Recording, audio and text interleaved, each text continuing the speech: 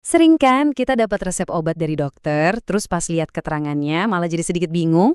Tenang, Anda nggak sendirian kok. Nah, kalau resep yang Anda pegang itu levofloxacin, pas banget kita akan kupas tuntas semuanya di sini. Dalam beberapa menit ke depan, semua yang perlu Anda tahu dari cara kerja sampai efek sampingnya bakal jadi jelas dan gampang dimengerti. Anggap aja ini semacam peta jalan buat Anda. Kita akan bedah bareng-bareng apa sih sebenarnya levofloxacin itu, gimana cara kerjanya, dan yang paling penting gimana cara pakainya biar aman dan efektif. Oke, kita bagi jadi 5 bagian utama ya. Pertama, kenalan dulu sama si levofloxacin. Kedua, kita intip cara kerjanya ngelawan bakteri. Ketiga, nah ini dia petunjuk penggunaan yang benar. Keempat, hal-hal penting yang harus diwaspadai. Dan terakhir, kita kenali efek sampingnya. Udah siap? Yuk kita mulai dari yang pertama. Oke, bagian 1. Apa itu levofloxacin?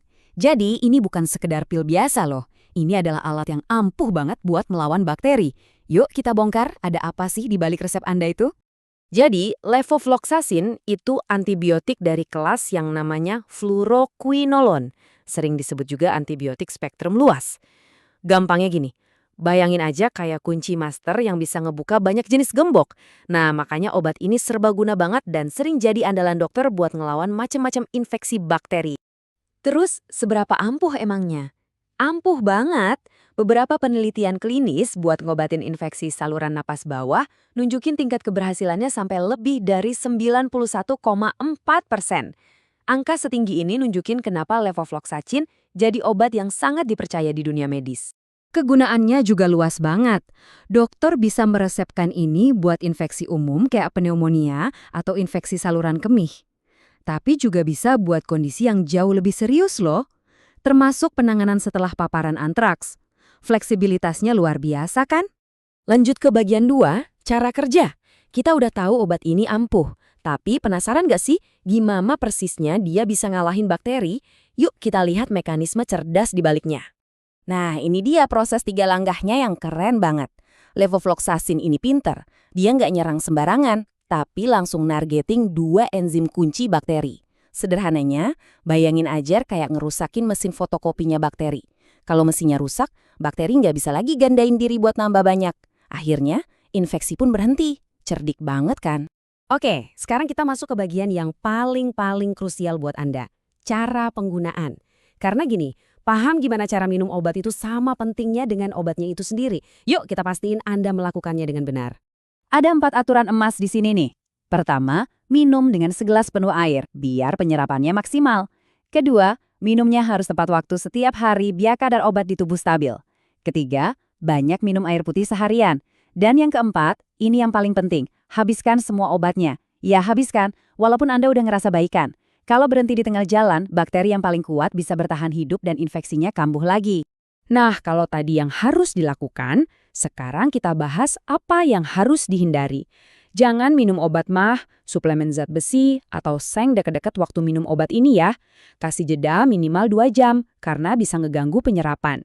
Terus, jangan berhenti minum obat sebelum habis. Hati-hati juga pas nyetir sampai Anda tahu efeknya gimana. Dan terakhir, karena obat ini bisa bikin kulit lebih sensitif, hindari panas-panasan terlalu lama ya. Lanjut ke bagian 4, peringatan penting.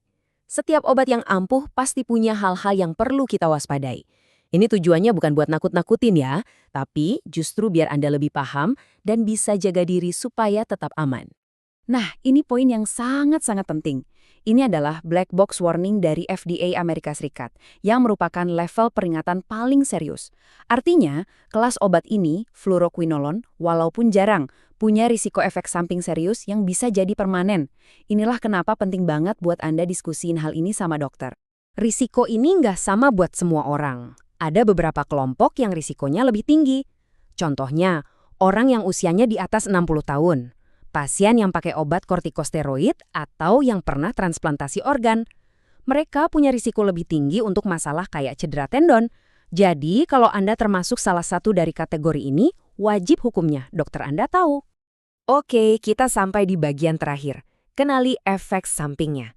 Yuk kita bedain mana reaksi yang wajar terjadi dan mana gejala serius yang butuh penanganan cepat. Coba lihat, di sebelah kiri itu efek samping yang umum, mual, diare, atau pusing.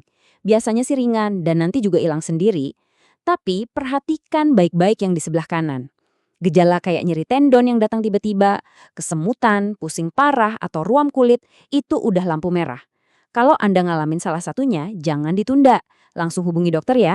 Selain efek samping dari obatnya sendiri, kita juga harus waspada sama interaksinya dengan obat lain. Minum levofloxacin bareng obat umum kayak ibuprofen misalnya, bisa ningkatin resiko kejang. Atau kalau bareng pengencer darah, bisa ningkatin resiko pendarahan. Nah, ini sebabnya kenapa dokter Anda harus tahu semua yang Anda minum, termasuk vitamin dan suplemen sekalipun. Jujur ya. Jadi kesimpulannya gimana? Levofloxacin itu ibarat senjata yang ampuh banget buat ngelawan infeksi bakteri. Tapi, sama seperti alat canggih lainnya, harus dipakai dengan pengetahuan dan kehati-hatian. Kuncinya cuma satu, komunikasi yang terbuka dan jujur sama dokter. Itu yang akan mastiin pengobatan Anda aman dan berhasil. Nah, sekarang Anda udah punya bekal ilmunya. Anda bukan lagi sekedar pasien, tapi partner yang cerdas bagi dokter Anda dalam proses penyembuhan. Jadi jangan ragu buat bertanya, klarifikasi, dan diskusiin semuanya.